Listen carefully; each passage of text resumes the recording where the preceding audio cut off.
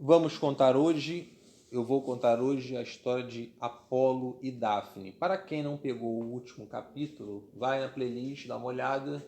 É a história de Prometeu e Pandora. Porque eu vou fazer uma introdução que tem a ver com essa história.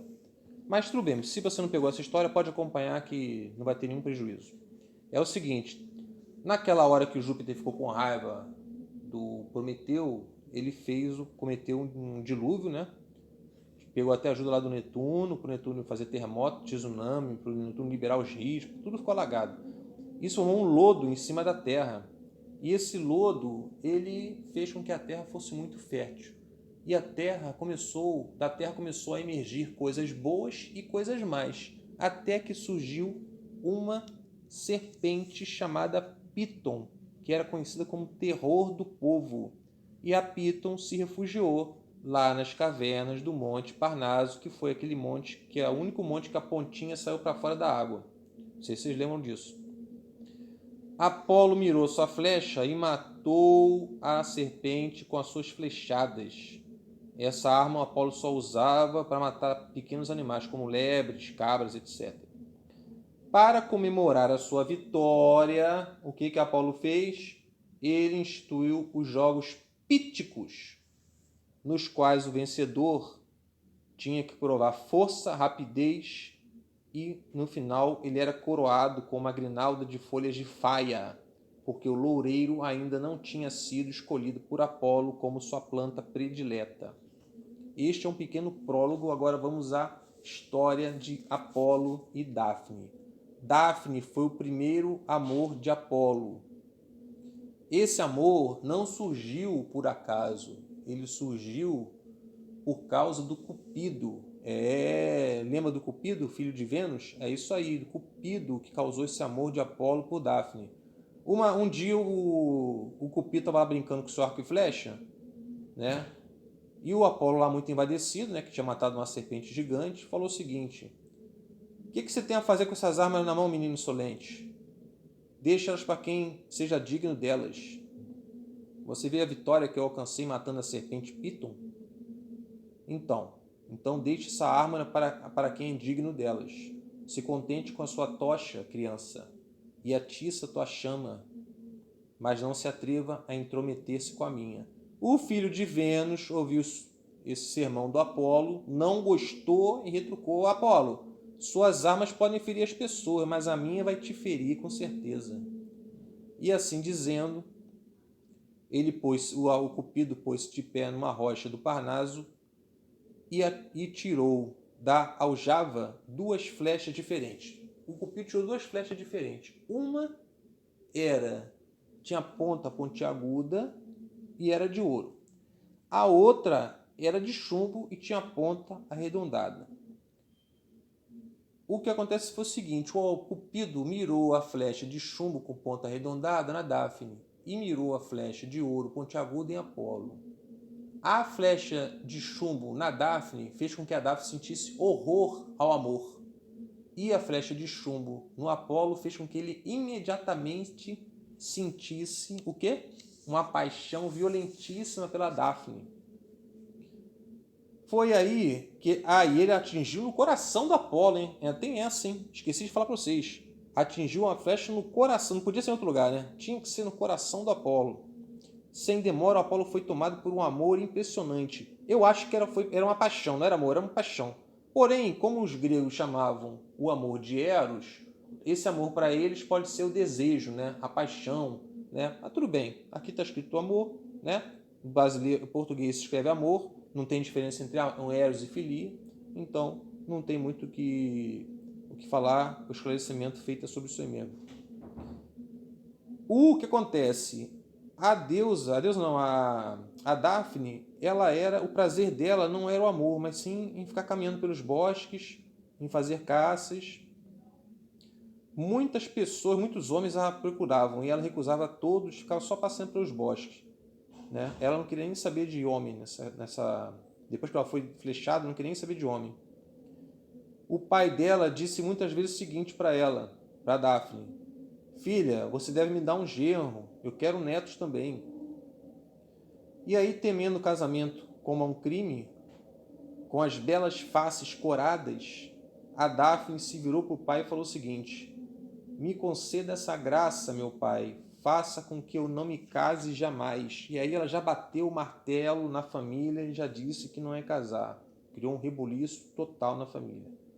A contragosto, o pai consentiu e falou o seguinte: o teu próprio rosto é contrário a esse voto. Vocês entenderam, né? Apolo não queria só ver o rosto, as formas, as curvas de Dáfne. Ele queria pegá-la, agarrá-la, tê-la em suas mãos. Ele queria aquilo mesmo, não é isso? Então, o que Apolo fez? Ele saiu correndo, né? Saiu correndo atrás da Dáfne e ele pensou, teve uma hora que ele viu o seguinte: os cabelos da Dáfne estão todos desgrenhados. E falou assim: caramba, se o cabelo dela é desgrenhado desse jeito, imagina arrumado. Mesmo o cabelo dela desgrenhado estava lindo. Ela era bonita, mesmo estando sem maquiagem, sem nada. Estava lindo, ela estava linda. Ele falou assim: se o cabelo dela é bonito, então como é que vai? Se for bonito, se for arrumado, como é que vai ser então? Vai ser lindo de morrer. E aí o Apolo começou a perseguir a Dáfne, né? E a Dáfne fugindo do Apolo. E o que acontece? O Apolo viu os olhos brilhantes da Dáfne como estrelas, viu seus lábios e não se deu por satisfeito. Ele queria agarrar mesmo, ele queria de qualquer maneira agarrar a Dáfne. Ele admirou todo o corpo dela, os braços, tudo, a parte de baixo, tudo, a barriga, os ombros, tudo. E ele saiu correndo atrás da Dáfne porque queria tê-la em suas mãos. E uma hora ele chegou assim, o seguinte: para filha de Peneu. Uma coisa que eu esqueci de dizer é que a Dáfne era filha de Peneu, filha do rio Deus, Peneu. O Paulo falou o seguinte: eu não sou seu inimigo. Você não precisa fugir de mim, como uma ovelha foge do lobo. Eu corro atrás de você por amor. Eu sofro de amor. Não é por minha culpa exatamente, mas é porque eu fui flechado no coração. E eu quero que você não caia e se machuque nessas pedras. Não precisa correr tão depressa. Se você correr devagar, eu vou correr devagar também. Olha só, Dáfne, eu não sou um homem rude, eu não sou um cara boçal. Eu sou filho de Júpiter, o senhor de Delfos e Tenedos. E eu, Apolo, conheço todas as coisas, conheço presente, passado e futuro. Eu sou o deus do canto e da lira. Mas essas flechas voaram certeiras no meu coração. E elas foram fatais para o meu coração, e agora estou apaixonado por você. Eu também, Dáfne, sou o deus da medicina e conheço a virtude de todas as ervas medicinais. Mas eu sofro de uma enfermidade que bálsamo algum pode curar. Qual é a enfermidade a qual Apolo estava se referindo? Ele estava se referindo a patos, a paixão, a doença. Patos em grego é doença e é paixão também. Significa doença e paixão. E aí o que aconteceu? A ninfa Dáfne continuou fugindo e nem deu ouvido a Apolo. Mas mesmo assim, ela encantava Apolo ainda. E o vento agitava as roupas da Dáfne, os cabelos todos desgrenhados, caindo pelas costas. E o que aconteceu? O Apolo ficou impaciente ao se ver desprezado nas suas súplicas, né? E como ele estava excitado pelo Cupido, acabou correndo mais rápido e diminuiu a distância que separava ele da jovem, da Dáfne. O que acontece? O Apolo estava que nem aqueles cachorros que correm atrás de lebre, entendeu? É assim que ele estava desesperado, queria tê-lo em suas mãos. Então acontece, assim voou o Apolo e a Virgem pelos ares, ela com as asas do medo e ele com as asas do amor. O Apolo foi mais rápido e se adiantou na corrida e sentiu só a respiração ofegante já mexer com os cabelos da ninfa. Sabe quando você está correndo atrás de uma pessoa tão perto que a sua respiração mexe até com o cabelo dela? Então, foi isso que aconteceu. As forças da Dáfne, a Dáfne começou a ficar fraca e prestes a cair no chão. Então ela invocou o pai dela, o Peneu, que é o rio Deus. Ela falou assim: ajude-me, pai, abre a terra para envolver-me.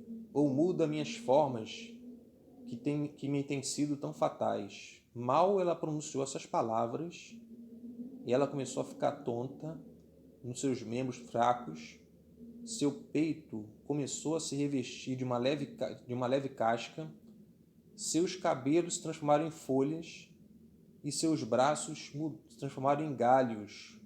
Os pés dela começaram a se cravar no chão como raízes, e seu rosto se tornou um arbusto, aquela parte das árvores, né, do arbusto, né, de cima, né? Nada ficou do que fora Daphne, a não ser a beleza. Esse arbusto era extremamente belo.